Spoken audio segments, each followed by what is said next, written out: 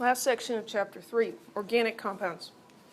So early chemists divided chemicals into two types, organic and inorganic. Organic compounds came from living organisms, and inorganic came from the non-living environment, like rocks and dirt and water and stuff like that. What they observed was that organic compounds were easier to decompose. You could burn them or heat them and get them to come apart. But that they were able to synthesize the inorganic compounds, but they found it very difficult to synthesize the organic compounds. Today, we make organic compounds in the lab a lot. They are all around us, and so organic compounds are very, very important part of our lives. We have this chemophobia in our culture where people are afraid of chemicals. I just read a really neat article about that on Facebook this morning, of all places. But when you think about it, everything's a chemical, right? Floors me when I see the chemical-free sunscreen. What the heck is in the bottle then if there's no chemicals in it?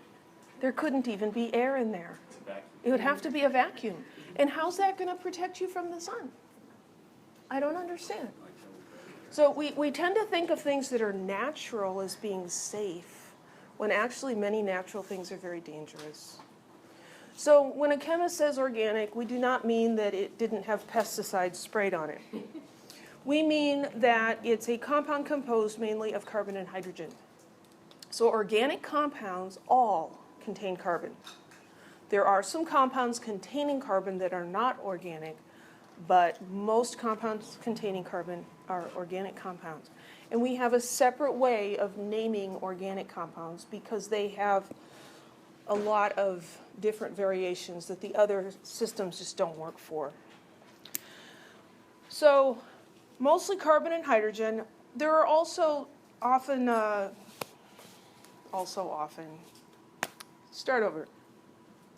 mostly carbon and hydrogen. Sometimes we see oxygen, nitrogen, phosphorus, sulfur, a couple other elements in there, but mostly carbon and hydrogen. And the key to this whole thing is carbon. And carbon is a really unique element in many ways. Carbon always forms 4 covalent bonds. Here we see methane, and the carbon is forming a covalent bond with 4 different hydrogen atoms. And so that's a very important characteristic of carbon. Covalent bonds always forms 4 bonds. Now, we can have single bonds, triple bonds, sorry, that's the word double bonds and triple bonds. A triple bond is 3 bonds. So if you have a carbon atom with a triple bond, then it's going to have 1 single bond with something else, but it's always going to have the 4 bonds. It can form these bonds with other elements. It can also form them with other carbon atoms. And so we can end up with very large molecules. Your DNA is technically 2 molecules, and yet it is large enough that when it's stretched out, you can actually see it with your eyes. It's really thin, narrow molecule when it's all stretched out, but it's actually large enough to be visible. So we can have these chains of carbon atoms, we can have branches in the chains, and we can have ring structures. And so the possibilities here are enormous. Here are some examples. Here we see the structure for propane, and we notice that this carbon has 4 single bonds. All the carbons have 4 lines. Here's a branched example where here's a 3-carbon chain, and then it's got this little branch on the side. This is a ring structure where the carbon chain is playing ring around the rosy. The ones on the end are bonded to each other to form a ring. But again, all the carbon atoms have 4 bonds. Here's ethene.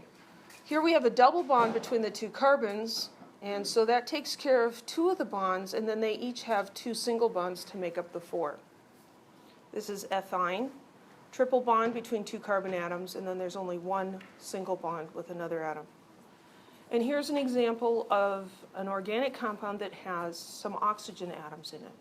But we still see that the carbon has 4 bonds, a double to this oxygen, a single to that oxygen, and then a single bond to the carbon over here. That's the structure of acetic acid, which is the characteristic smell of vinegar. Yes? How come they put H3 instead of drawing the word bonds with it? That's a good question. Why did they put H3 instead of drawing it all out? I think because it gets tedious. How's that for an answer? Chemists are minimalists. Sometimes chemists are minimalists. You know, we get tired too. You should just erase that. Yeah, isn't that cool? I love this program. I can just do anything. Actually, I didn't erase it. I used white and colored over it. So it's digital whiteout. Yes? What's the way you can like find the number of ages, like the way that it ends? There is a formula where you can determine the number of hydrogens from the number of carbons. If it isn't the train, it's the guys who don't have mufflers. In this kind of a compound where you have just hydrogens and carbons and all single bonds, if we look at this, each of these carbons has a hydrogen above and a hydrogen below. So we've got twice as many hydrogens as carbons for everybody in the chain, and then we have 1 hydrogen on each end. So it's the number of carbons times 2 plus 2. In a ring structure, and you don't need to know that, he's just curious. In a ring structure, because there's no ends, the number of hydrogens is twice the number of carbons. And so there are some shortcut formulas that way. Yes? Is there any way to determine the structure of the molecule based off of the chemical formula? There are ways to determine the structure based on the chemical formula for some compounds. For some compounds, there are lots of different structures that are possible. Like for propane, that's the only structure that's possible. There's no other way to combine those elements. For ethene and for ethyne, there's only one way. But for something like this, there's more than one way. This could be branched like this, or we could take this and stick it on the end, and we could have 4 carbons in a row. And so there are instrumental techniques that help chemists identify what structure they're dealing with. And that's a whole field in itself. Yes? Do hydrogens only bond singularly?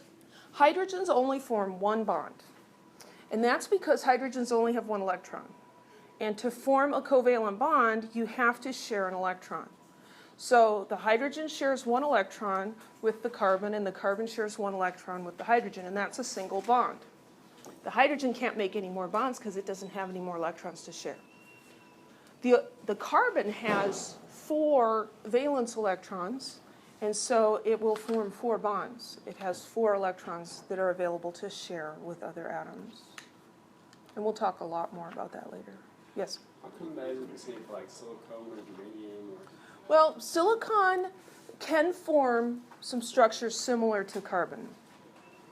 And I'm not real big into science fiction, but I understand that there are some science fiction stories about silicon-based life forms instead of carbon-based life forms. Because in theory, you could do similar things. I was just thinking, wouldn't it be easy, just as easy for anyone in the same column to make... Well, yeah, you would think that silicon and germanium, being in the same column, in the same family as carbon, would behave in similar ways.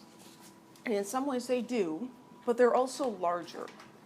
And because they're larger, the compounds just don't come up to be as stable as the ones with carbon. Carbon's just very special. Any other questions? Yes? So what makes an organic compound is just pretty much carbon and hydrogen? What makes an organic compound is pretty much carbon and hydrogen. So if you're asked to identify if something is organic or inorganic, if there's no carbon in it, easy, inorganic. If there's carbon in it, you kind of have to look a little more carefully. If you had something, let's make an example here. What if you had Na2CO3? Sodium carbonate. that has carbon in it, but it's an ionic compound, right? Because this is a metal. If we have something like carbon dioxide, okay, two nonmetals, but there's no hydrogen. So there really needs to be hydrogen in there. It needs to be carbon and hydrogen and not be ionic. That's good enough. You said carbon and hydrogen and not the ionic. Not be ionic. So we take all compounds, we can break them into inorganic compounds, which is what we've talked about up until this section.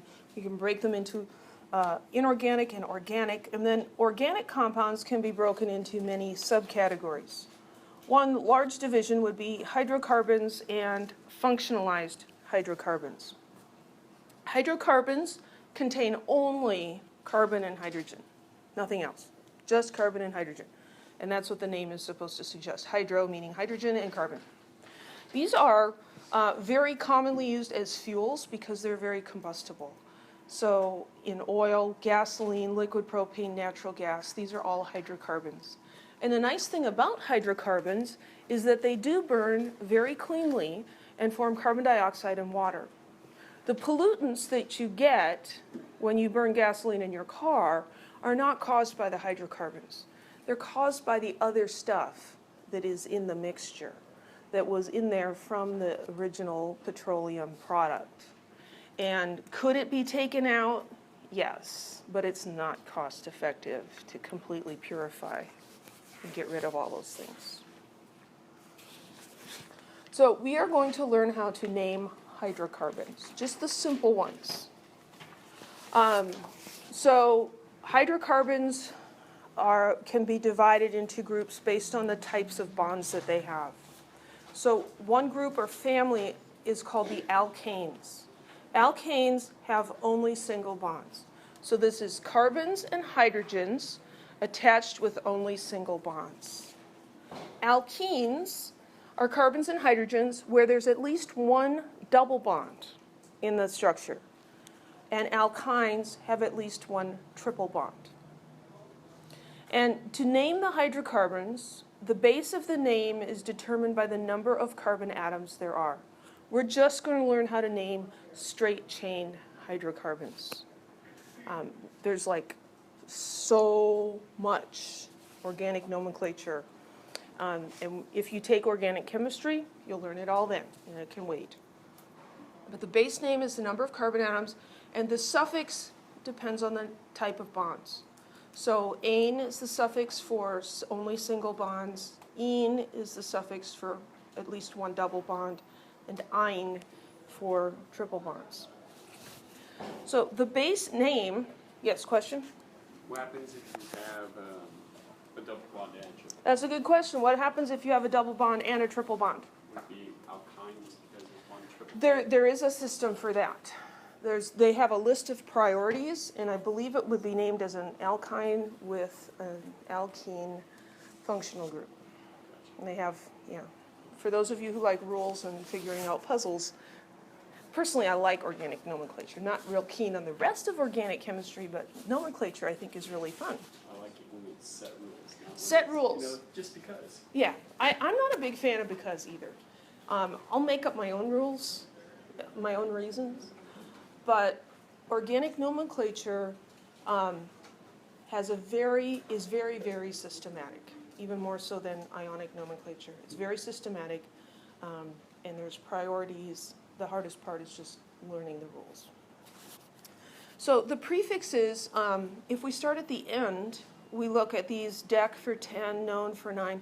These are very similar to the prefixes we use for molecular compounds.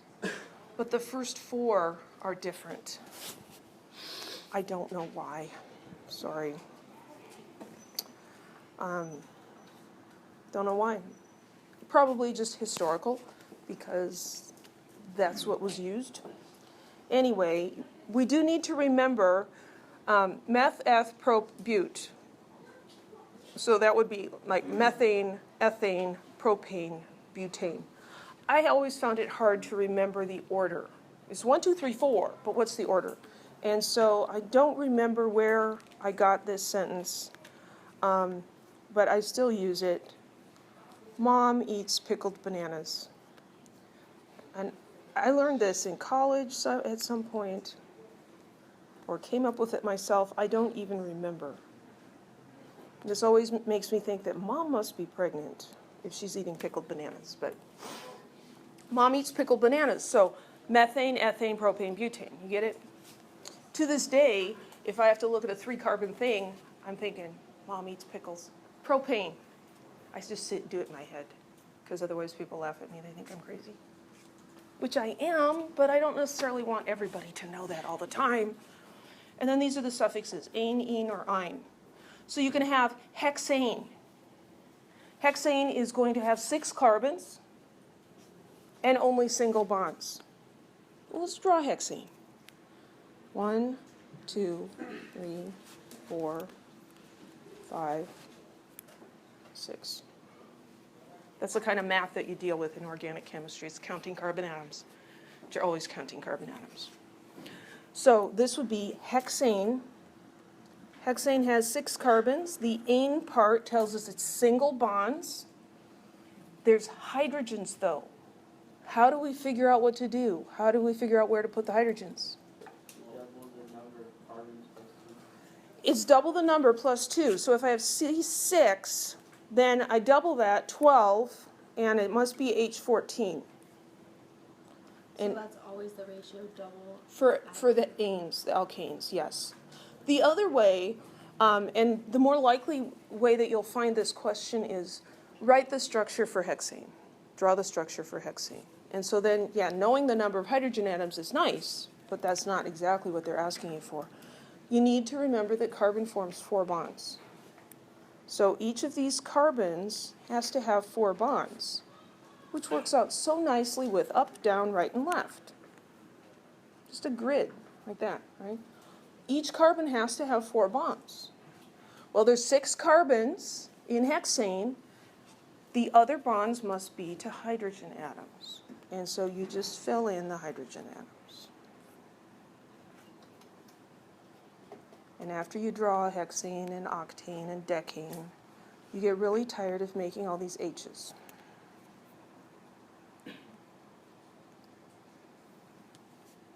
So that's hexane. What if it was hexene? Double bonds. We'd need a double bond. Where do we put the double bond? Oh, I missed an H. 2 carbons. Between 2 of the carbons. So the name hexene actually describes several different compounds. We're not going to get into how the individual ones are named. They are named in a specific way that we can tell them apart. But I might say, draw the structure of a hexene. That means it's got a double bond. You can put the double bond anywhere you want to. So I'm just going to, wait a minute, I didn't want to do that yet. I'm just going to choose to put the double bond there, just random. What's wrong with this structure? Carbons, there's 2 carbons now that have 5 bonds each. That's not going to happen.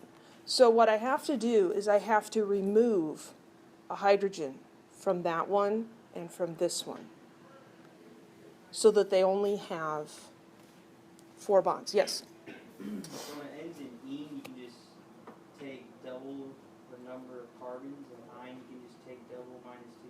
Yes. Yep, you're good with patterns. The ene, the number of hydrogens is double the number of carbons. And for the eins, the alkynes, it's double minus 2. If that makes sense to you, great. If not, don't worry about it. Yes? So that would normally affect how the molecule acted, but we're not going to worry about that. Like, we're not going to worry about where the double bond specifically goes. Right? No. I know that even talking about this opens up all kinds of other questions. We're trying to stay at a very, very basic level. If I gave you this structure as on an exam, perhaps a multiple choice question, what is the name of this? Okay, so there might be hexane, hexene, hexine. Maybe there'd be pentene, just to see if you could count, right? Because the hex comes from the number of carbons, and the fact that there's a double bond says that it's an alkene. Or I could give you a name, like, you know, ethane, and give you some structures and ask you to pick the correct one. Yes? And what were you talking about for 4 bonds? So this carbon, what am I talking about with 4 bonds? This carbon has 1 bond, 2 bonds, 3 bonds, 4 bonds. Carbon always has 4 bonds. Okay. So that's why I had to erase the hydrogen here and the hydrogen there. That wouldn't happen because then each of these carbons would have 5 bonds. Okay, so you count the bonds to hydrogen and the carbon. You don't Yes. count. Okay. Yeah. The bonds from between carbon and with another carbon count, carbon with a hydrogen, those count carbon with an oxygen. Yeah, it forms 4 bonds, period. Yes? So is this molecule here, that's a single bond? This is a double bond. So A double bond is 2 single bonds between the same 2 elements. I should fix the name because I changed the compound and I didn't change the name. That's confusing. Now it's hexene. Yeah. Before it was hexane. Any other questions? Yes. So the formula would be carbon 6, hydrogen 12? Yes. Now let's just go down the page and fix everything. So that's the formula now. And it's the same process for alkaline? Alkynes. Yeah, if we wanted to make this into an alkyne, we could make this single bond into a triple bond. And then we'd have to erase these hydrogens, because otherwise those 2 carbons have too many bonds. That would change the name to hexane, and it would change the formula. Because every bond that's added between 2 carbon atoms, you have to remove 2 hydrogen atoms. how can we know between alkene and aldose? The alkene has a double bond, and the alkyne has single bonds. So that's back up here. Alkanes, triple. Sorry, yes. Double bond is alkenes, triple bonds are alkynes. Let's, here's a table from your book showing some hydrocarbons. So what kind of a compound is this? Alkane, alkene, or alkyne? It's an alkane. There's only single bonds. Well, at least we're getting variety today. It's not just the trains. It was the muffler guy, and now it's fire trucks and ambulances, I'm sure. I hope everybody's okay. This is an alkane. Alkane, alkane. What's this? Alkene. Because it's got a double bond. And the formula here, ethene, right? So that ENE tells us there's a double bond. Ethene is the ripening agent in fruit. And the fruit gives that off itself. Yes? The methane and ethene and ethine, are those like then like the 3 that are the exceptions to that rule of like doubling and adding and doubling minus the 2? I don't think so. Because methane, 1 carbon times 2 is 2, plus 2 is 4.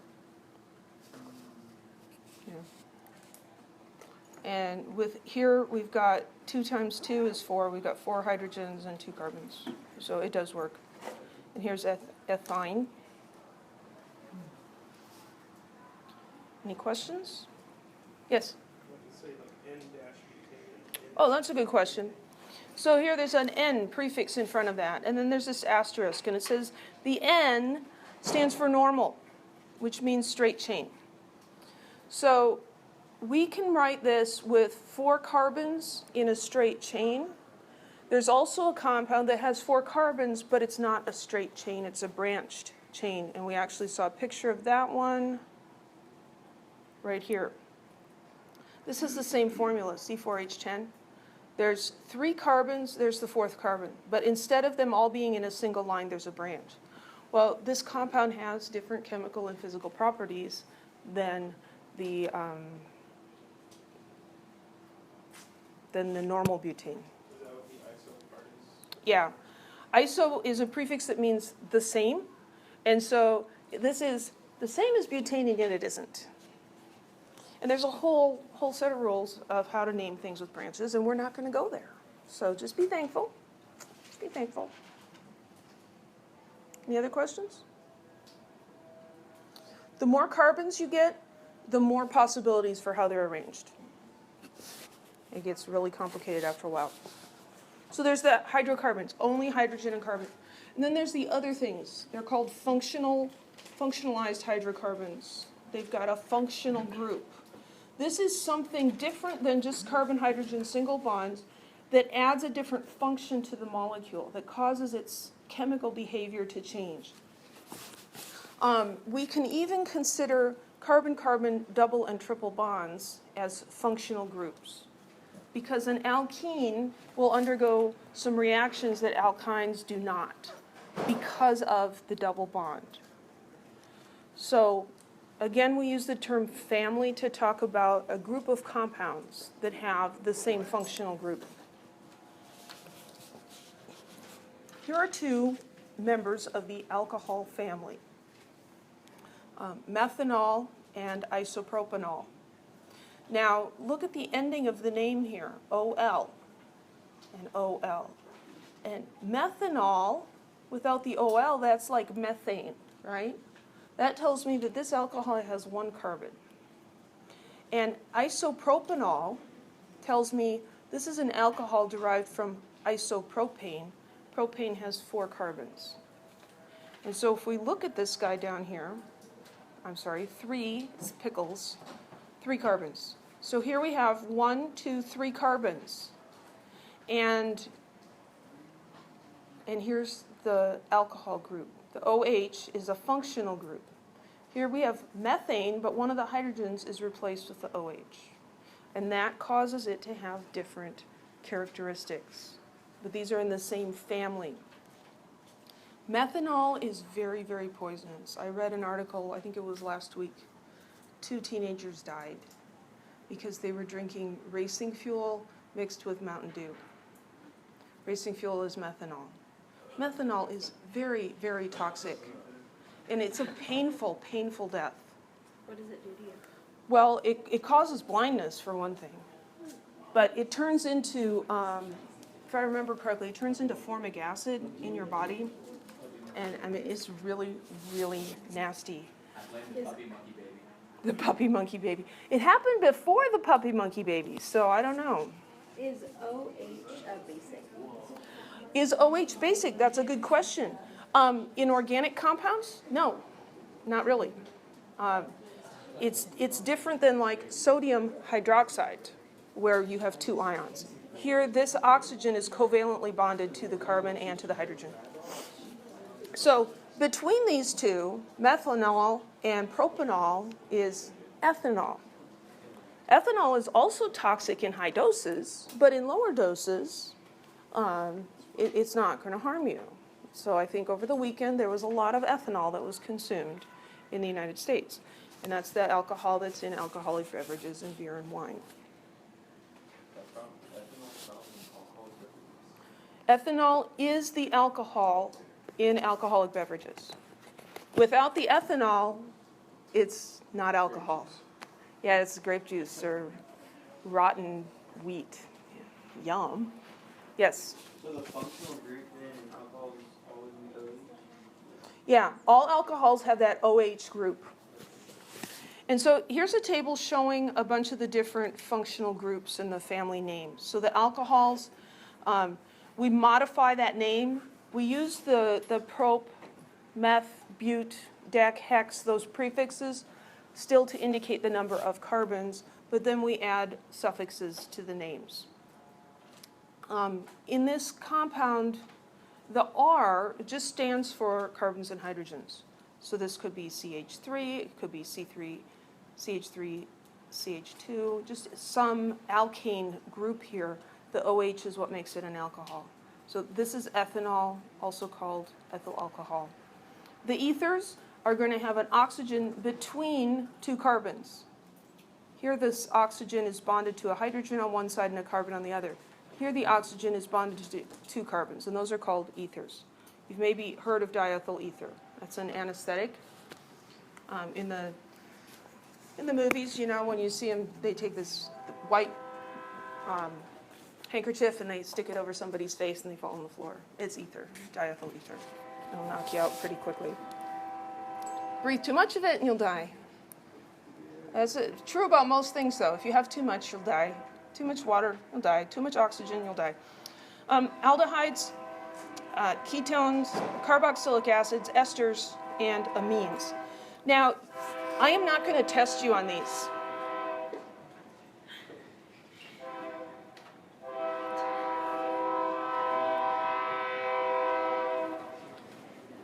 Not going to test you on these. I will tell you, though, that there could be a question about it on the final exam. It's not going to make or break your grade. But so if I were you, I would not waste time trying to memorize these things. If you need them in organic chemistry, they will teach them to you then, and you can deal with it later. The only thing you might have to do for this class is perhaps a homework or a lab question, but you'll have your book and you can look at the table. So, a couple of examples here. This is a reasonable question. Draw the structural formula for nonane. That's not no name, it's nonane. So, we're going to just draw 9 carbons. 1, 2, 3, 4, 5, 6, 7, 8, 9. It says structural formula. And so you have to draw out the carbons and the hydrogens with lines between. That's what a structural formula is. The hydrogens, you just give each of these carbons 4 bonds, and then you fill in with the hydrogens. And that's where you say you multiply by 2 plus 2. If you were going to predict the formula for this, you would say, okay, there's 9 carbons. Hydrogens must be 9 times 2, 18 plus 2, which would be 20. 1, 2, 3, 4, 5, 6, 7, 8, 9, 10, 11, 12, 13, 14, 15, 16, 17, 18, 19, 20. Sure enough, there's 20.